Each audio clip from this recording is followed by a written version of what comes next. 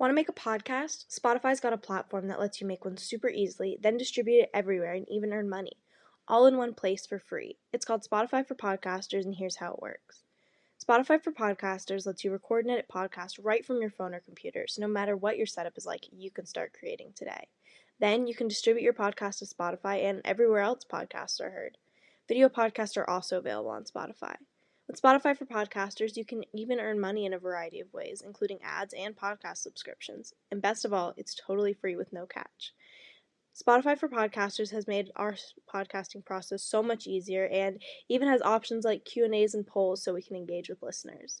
I highly recommend you give it a try. Download the Spotify for Podcasters app or go to www.spotify.com/podcasters to get started. The following contains descriptions of physical violence, sexual violence, and graphic descriptions of autopsies.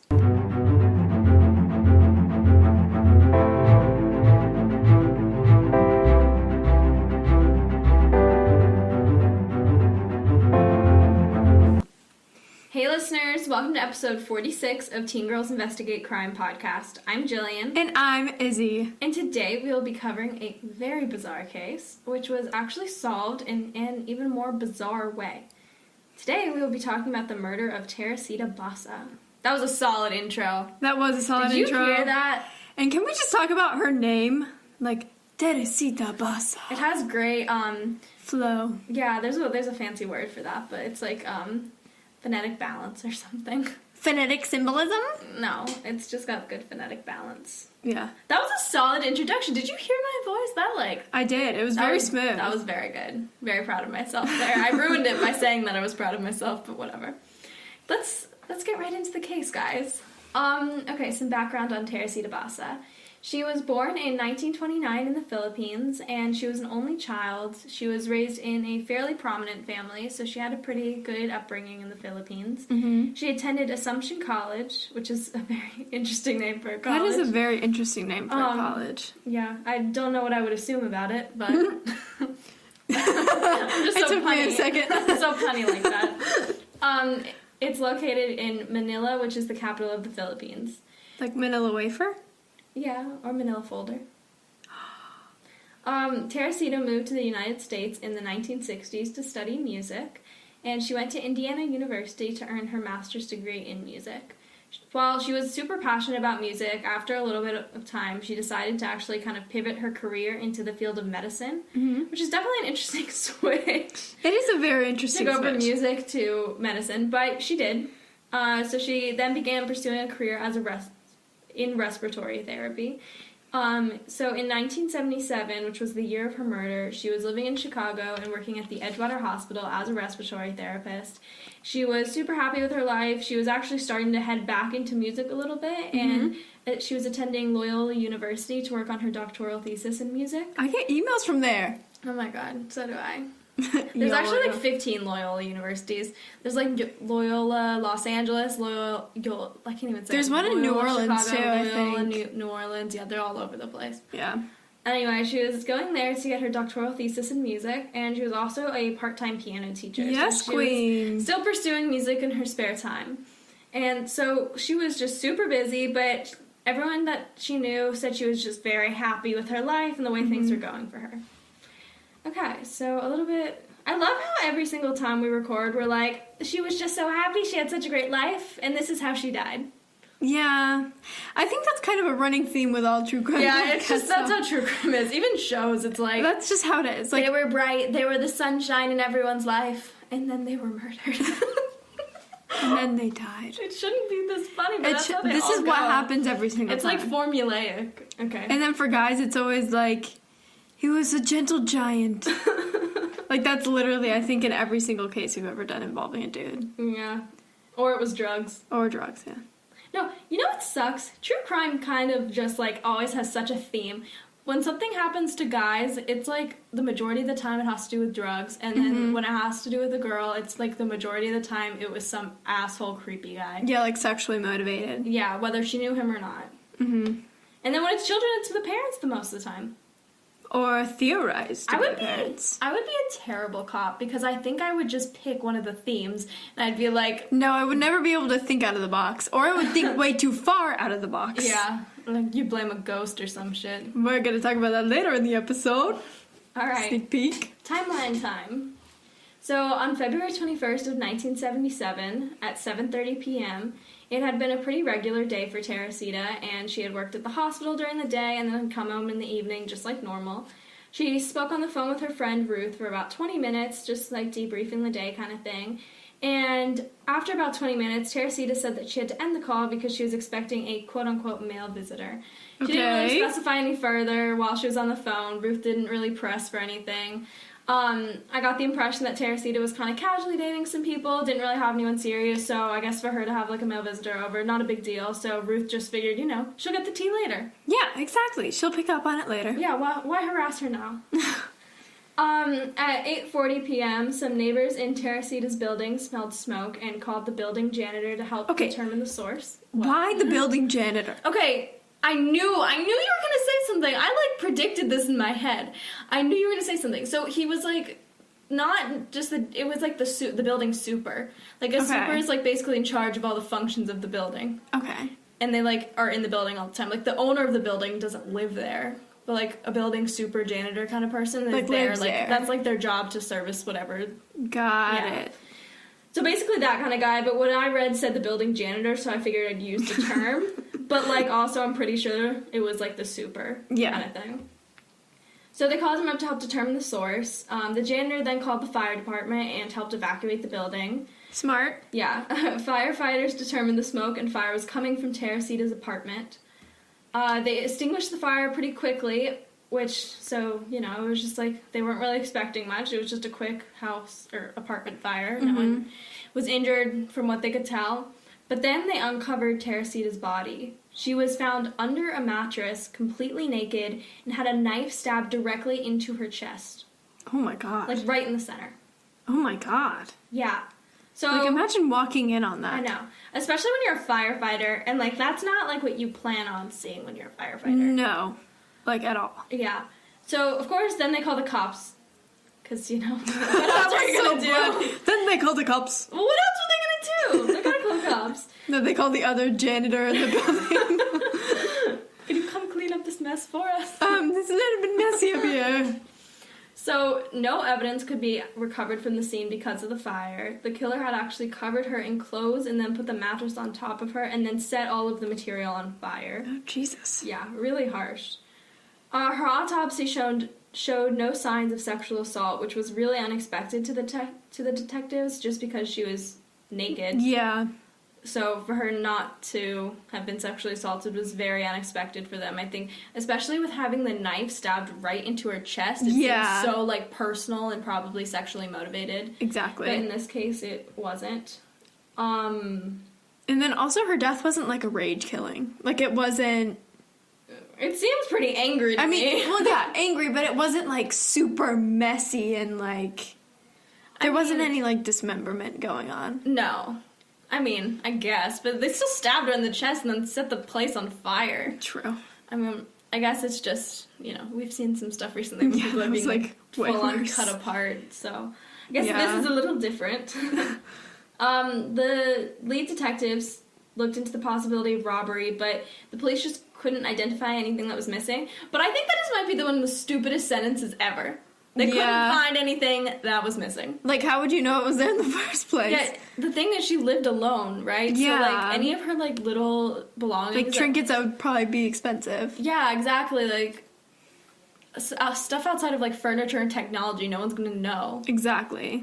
Like, it's just no one's gonna stick out to them, like, what her sunglasses or her purse or her jewelry was, you know what I mean? Like, any of that could just, you know, have been taken. No one would have noticed. Yeah. Even if someone lived with her, I feel like it'd be hard to identify. I couldn't tell you every single piece of, like... expensive things in your house. Yeah, not even expensive things, like cheap things. Like, yeah. Who knows? And, like, then there's stuff, like, that could look expensive, but it's actually cheap. And so, like, you wouldn't even... notice it. Phase you. It was super weird, though, that they couldn't identify anything that was missing because the apartment was just, like, ransacked. Like, super messy. Things were all over the place. And they even said it looked like a struggle had occurred and that Teresita had probably fought back against her killer. Ugh. No physical evidence at all was recovered in the apartment. Like, nothing at all. This is also, like, the late 70s. I feel like... Yeah, so technology wasn't great, and also, like, the place had been set on fire. So there was just no chance for evidence. One thing they were able to recover from Teresita's belongings was a note to herself reminding her to get theater tickets for A.S. Ooh. But no one really knows why the police were, like, determined to figure out who A.S. was. I think, literally, they had nothing, and so they just took this and, like, ran with it. Yeah, exactly. But, like, how ominous is it? That, like, doesn't even sound ominous to me. No, it just sounds like... It's like a note to not yourself. wanting to write out the whole name on a little note. Like, I keep writing, register for the SAT. Yeah, but you're not going to write standardized American testing. Yeah. I don't even know. That's not even what it stands for. But, like, still, like, people write little notes to themselves. Like, yeah, like, I literally did that today. Yeah, exactly. Like, people do it all the time. Yeah, actually, Izzy hopped up right in the middle of class today and just, like, grabbed a Post-it note and started writing, like, from, like, the teacher's, like, area desk. of, like, materials. She just hopped right up and, like, started writing a note to herself. You know, you do what you gotta do. Anyway. This is, okay, so, carrying on. I guess this case is a little bit set up differently than we usually do. Yeah, because, okay, so what happened was, you know, they have, like, initial investigation stuff like I just talked through, but then the case kind of went cold. They, like, talked to people, but there was no physical evidence to, like, even count for anything. But then, suddenly, the case was solved. Yeah, so it's just very, very quick.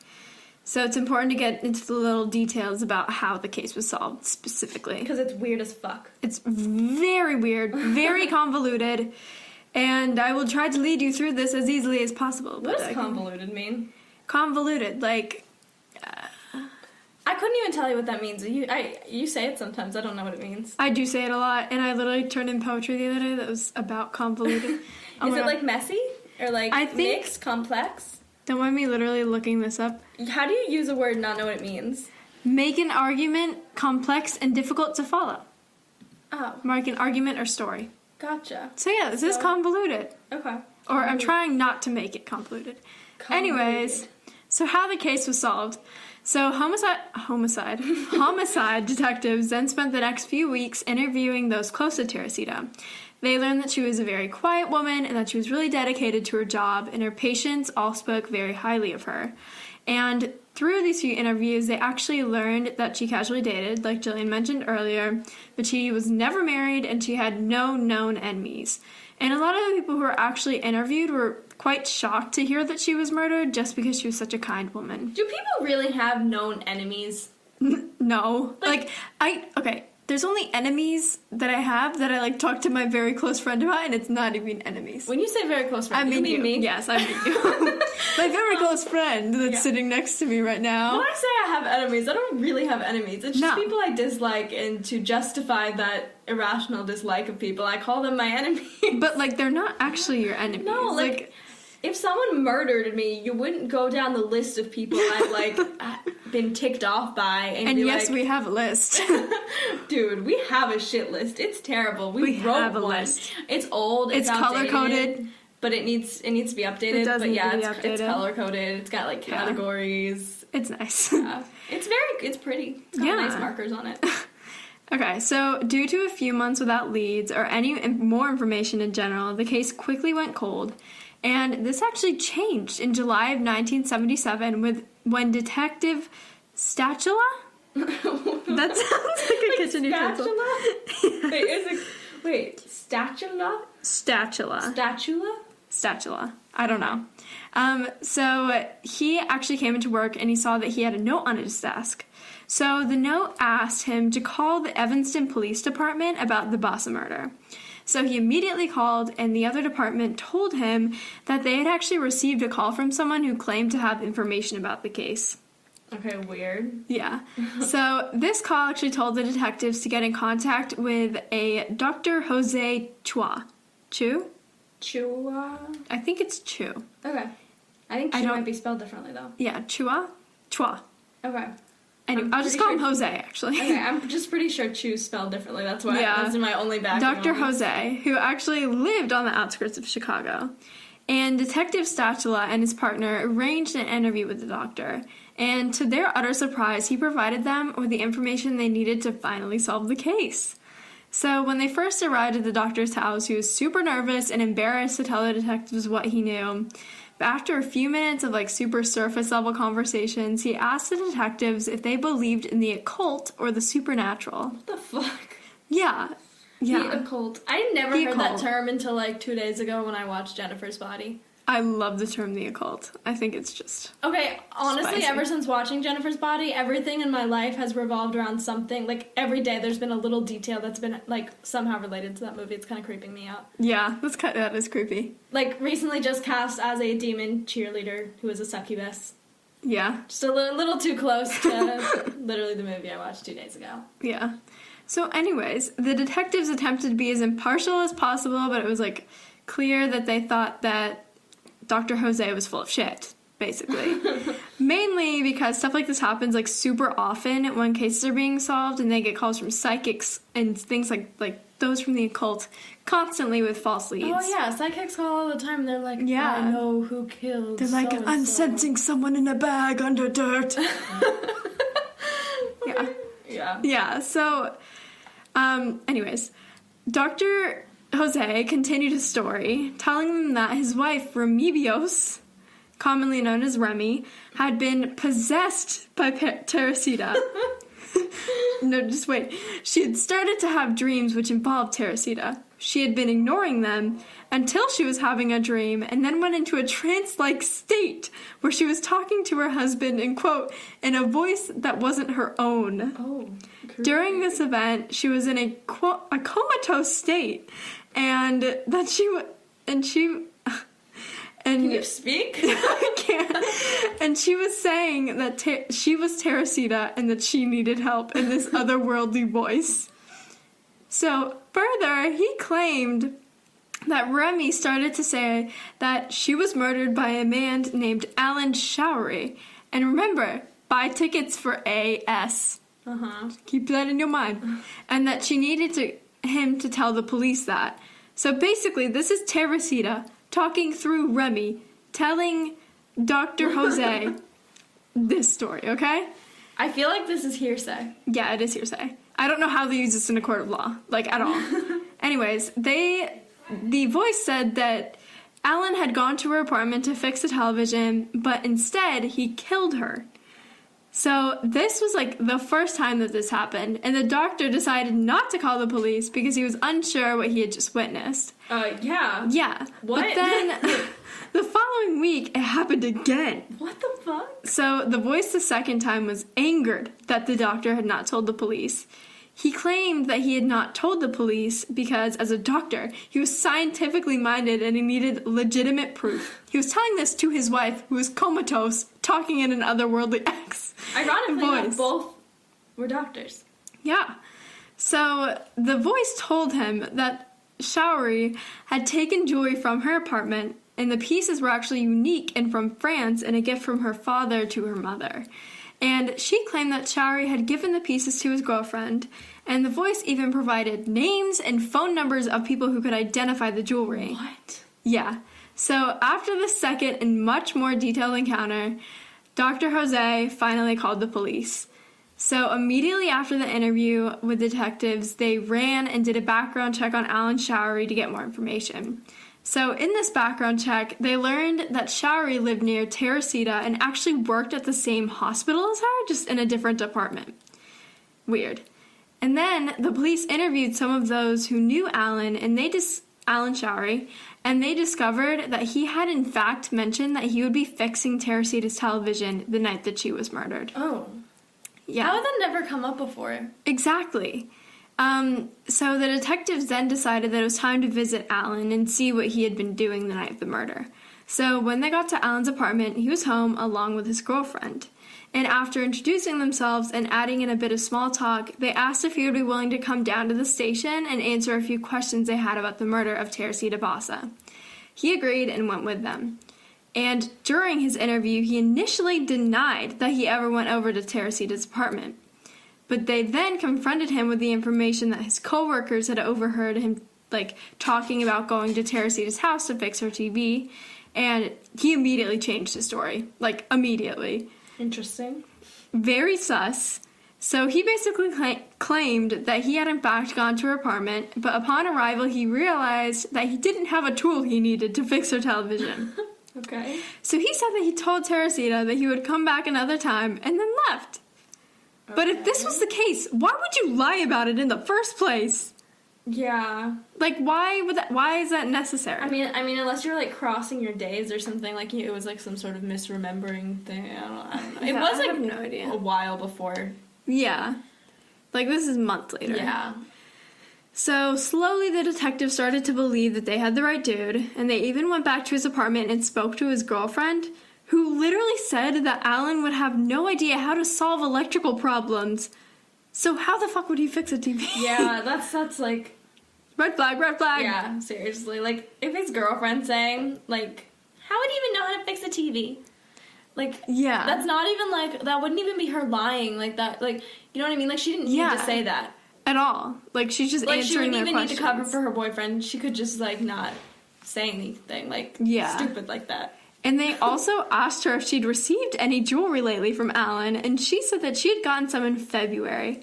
Because Alan had claimed that they were belated Christmas gifts. This guy's a red flag as a boyfriend, too. Yeah, literally. And apparently she was literally wearing a bunch of it at that moment. Like, a bunch of the pieces. Awkward. And they then asked her to go down to the police station with them. And the police then called the people who had been identified by the ghostly encounter. And when they came down to the station, they claimed that the jewelry was in fact Teresita's. Oh my god. Which is just insane. Yeah. So, literally, like, directly after being confronted with the information that they had against them, Alan confessed to the murder. So basically, he said that he was going to rob Teresita because he needed money for rent. But instead, as soon as she turned around, he brutally attacked her. Oh my god. For no reason. So, following this attack, he then took her clothes off to make it seem like a sexual assault, and then proceeded to stab her once in the chest. Why would you want to make it seem like it was a sexual assault? I have no idea. What would be the reasoning for that? Because that's not, like, wouldn't that be a whole other charge, too? Yeah. Yeah, so I have no idea why that was the first thing he thought about doing. And then he set the fire, and after rummaging through her apartment, he only ended up finding $30 in cash. Wow. Which was not nearly enough for rent, so he just grabbed some random jewelry that he found. Jesus. Yeah, this is like, what was this guy doing? Amateur. What? Literally, like, what? So, Alan was then arrested and charged, and the case went to trial on January 21st of 1979, a few years later. But a month later, it ended in a hung jury. So, while waiting in jail for a retrial, he decided to plead guilty, and he was actually given 14 years for murder, 4 years for robbery, and 4 years for arson. That's a pretty nice sentence for what he committed. Just wait. However, when he went back to jail, he only served 5 years before he was released and put on parole. So this guy could still be out there right now. I think he is. Yeah. And then, let me just add, before we get to our final thoughts, that it turns out that Remy actually worked with Teresita. Yeah, she worked with Alan, too. Yeah, so she was also a respiratory therapist at the same hospital at one point in time. And she only met Teresita once at orientation, but she often worked with Alan, and many claim that she was actually scared of him. Alan got her fired. Yeah. There was, like, a wacky story that basically was, like, she was kind of an unprofessional worker sometimes. I forget if it was just she wouldn't show up to shifts or something just was, like, unprofessional. Yeah. So Alan, you know, reported her for her unprofessional behavior, and she actually ended up losing her job over it. Oh, my gosh. So she kind of had an issue with Alan. Yeah. So, which brings me kind of to our final thoughts on this case. Because, again, we, like, didn't know how to structure it because it's kind of, like, there's a lot going on here. Yeah. So we're just gonna, like, summarize what we think, kind of. Yeah. So, love the idea that she solved her own murder. Cool as fuck, you know? Yeah. If I was murdered, I would love to come back as a ghost and let everyone know what happened and be like, it was Alan! Yeah, you know, it's pretty cool. Love the story. I think it's great. I think it's super sketchy. Like, super, super sketchy. I agree. Something that, like, I think gets brushed over a lot is that Remy did not like Alan because she essentially, like, blamed him for getting fired. Yeah. And I just feel like this could have been faked to get back at him. Yeah, I could see that. Like, I could see this story. I mean, like, it's kind of wacky. It's kind of a risk. Like, would the police even believe that? Sure enough, they did. But, like, at the same time, they did find those specific pieces of jewelry that were identified by these people that they were told to call. Mm-hmm. And Alan, like, also confessed in, like, this typical style of a killer where it's, like, you bring yourself closer and closer to a situation. Yeah. And he pled guilty. So, like, you know, he pled guilty. Yeah. I just think it's weird in the first place that the police even took this tip seriously. I think that's really where I'm at. Like, I think that's just... And it's just something that... I don't even know. I just... It seems very strange that they would even take it seriously. I feel like people say random shit like this all of the time. Like, yeah. Why this one? Like, I would get this in, like, like, the 1800s. Like, I would get this. But not in the 70s. Yeah, I feel like people, like, these are the kind of police tips that they get all the time that they have to just, like, disregard because they're stupid. Like, why this one? Yeah, why this one? And it was so specific, I know. too. And it's just, it's a little off-putting. Yeah. Okay, so you guys know that I'm always down for a supernatural twist in a case, but I really just don't buy this one, and there are a few reasons why. So first off, possession is not something that typically happens between a person and someone who has passed on. In most cases of possession, it's between a human and a demonic entity or another more powerful and malicious being. Oh my god, how do you know Not this? another person. How do you know that? How do you know that? I do a lot of research in my spare time. So the possession thing being between a human and a spirit of someone who she barely knows is improbable. Can you get possessed by someone who you do know? I mean, it's very unlikely. And, I mean, it's just... What happened to her is not characteristic of a possession. Yeah. Like, think about it. She was, like, sleeping and she was having dreams. I get that. That could be something like clairvoyance or something. But then, like, the whole thing of talking through her and, like, that's just not how it works, okay? Yeah. That's not how it works. So, like we mentioned before, like, Remy literally knew Alan well because they worked together, and that supposed incident that happened that Jill mentioned, or not supposed, that incident that happened. So I'm not saying that Alan didn't commit the crime. I just don't believe that the incident that happened with Remy is true. Like, I think that Remy knew what had happened, or she found out somehow. Maybe she had, like, a guilty conscience. And, Yeah. like, felt like she needed to play her husband like that, like, with the ghost thing to, like, get it off her chest. Yeah. I don't know how she would have known, but, like... Or maybe, like, she knew that he killed her, and, like, she was scared to come forward directly to the police because, like, we have heard before that she was intimidated or potentially scared by Alan. So maybe, like... I don't know. Maybe there was something where he threatened her with violence, and that was she was scared to come forward now. But, like, there are a few reasons why I believe Alan did it, and I think it's substantiated by, 1, the jewelry, Yeah. 2, the witness accounts about him going over to her house to fix a TV, 3, his confession, and then the issues with the statement where he, like... Yeah, somehow they actually were able to find the right killer, I think. Yeah, it's just a weird way. Yeah, and I don't know if I fully buy it. Like, Remy had issues with this guy. Maybe she was actually digging for dirt on him and she happened across this information and she didn't want to, like, come forward and be like, this is what my private investigator found when I was looking into dirt on the guy that got me fired. Exactly. But I came up with this wacky story where this ghost possessed me. Like, you know. And then made her husband come forward about it. Yeah, like, I don't know. Something's just a little off. Yeah, just a little off. I'd love to buy it, but it's just not. It's not fitting for me. Not really. Yeah. But yeah, this was the murder of Teresita Basa. Tune in on February 3rd for another new episode. And in the meantime, follow us on Instagram at tgic.podcast. Bye!